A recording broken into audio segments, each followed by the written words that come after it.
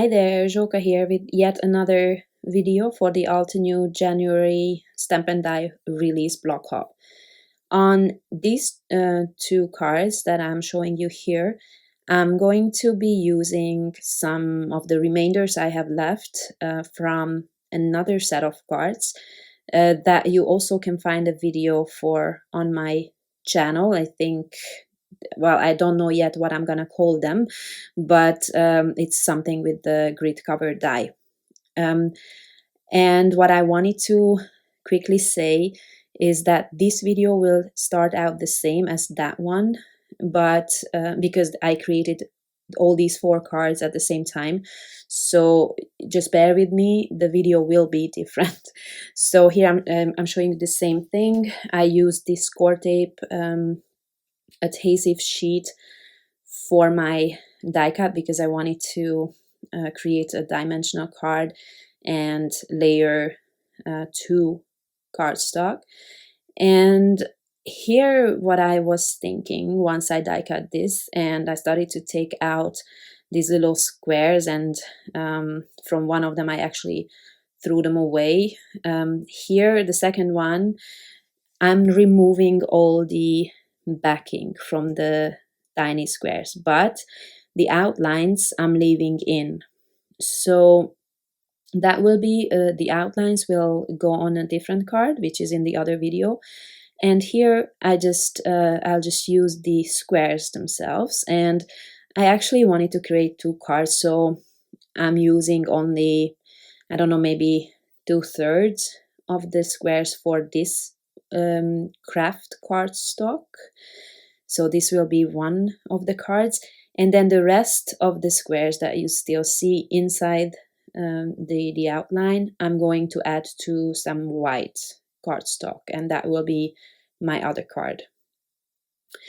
So yeah, this takes a while, I'll be honest, but it's okay. I did not want to throw these away. I felt like that's such a waste, so I just decided to spend some time on it. And here I need the help of, I'm using like the back of a paintbrush so that they stay put, and then they adhere to the, to the right, into the right position.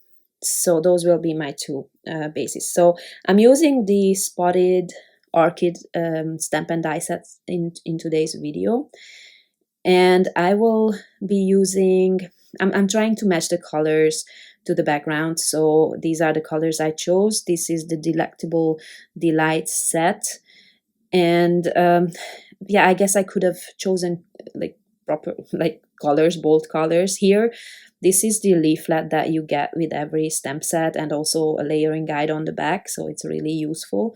But I thought that I'm just going with the tone on tone design, which I didn't do for a while, I think. And also I'm really not into brown, so to say. I do love brown in clothing, as in accessories, bags and shoes and stuff like that, boots, but not in my craft project. So this is quite unusual for me, but I think they turned out okay. I hope you like them. I don't know. Tell me. You can be honest and tell me what you think.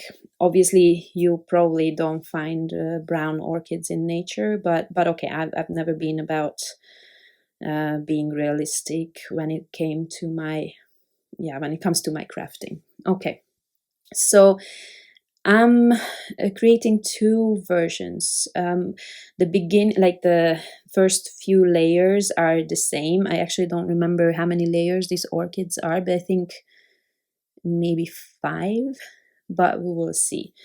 So for one of them, I thought I would add some white embossing powder for the last layer, the spots. I just wanted to see what that looks like, with just a little bit of different texture. But the other one is also something I don't really do, although I think I didn't use the embossing ink, which is what I was planning to do, to add just the spots. but I think I used the darkest ink actually. Let's see, I honestly, I just edited this video and I can't remember. I'm really sorry. This is the where I'm adding the embossing powder. So I use this tool that adds some powder to your background so that all the grease is removed, and so you should not have any stray powder anywhere on your project. So I'm adding the powder to both of them, and then I will emboss them. This is what it looks like. I didn't slow it down, but I will show it to you at the end of the video up close. And this is where, yeah, I am using the embossing ink. You see, I did not remember, and I just literally edited this video. So here I am not adding any embossing powder. It's just going to be, you see, like so. It's just going to be the spots in this, like it's like a water mark basically. You can use your embossing ink like that, and I never really do, but you can do really great looks with it. So the sentiments I chose are from the airbrushed flowers set, and I'm using milk chocolate. It was a bit hard to see because it's gold, but it is milk chocolate. And as you see here, I messed that up. The sentiment is crooked. It was really hard to see because it's small and I didn't line it up properly, or maybe I was just careless. So I'm trying to save this because obviously it was quite a lot of work to remove all the sticky bags from the squares. So I just trimmed that off, and now I'm adding it to a white card base, and then I was careful and tried before I stamped the white cardstock. And here on my second card, I also used like a scrap piece of paper to try if I placed the stamp correctly. And once I was fine with it, I just stamped it directly onto the background, because that one actually probably I wouldn't have been able to correct at all if I had to cut that apart because of the crooked stamping. Okay, so I'm also adding some die cut sentiment to it because I found the other sentiments quite small, but they work really nicely with this die cut here. And excuse me. And yeah, I die cut these from brown cardstock, which, believe it or not, I only have two pieces of. Like I said, I just don't, brown is not my favorite color when it comes to crafting, so I don't have cardstock. But I don't know, I think it still turned out okay, but in any case, please let me know what you think. I'm trimming down my card bases like you see in all of my videos, and now I'm adding the craft panel to my white card base, and then I only have the orchids left. And honestly, there's also leaves in this stamp set, but for some reason I felt like, I don't know, I would have loved those if I have like a vase and also a stem to put the orchids on, but I don't know, I couldn't really think of a way to use them with the design I had in mind, which is this. I just wanted to add the flowers at the top, really. So I'm just playing around with the arrangement, and I use liquid glue on the bottom one and foam tape on the top just so that it pops off. It's the same thing I did in my other video with the grid cover die, just with different flowers. And same here. So basically the two cards are pretty much the same, at least design wise it's the same concept.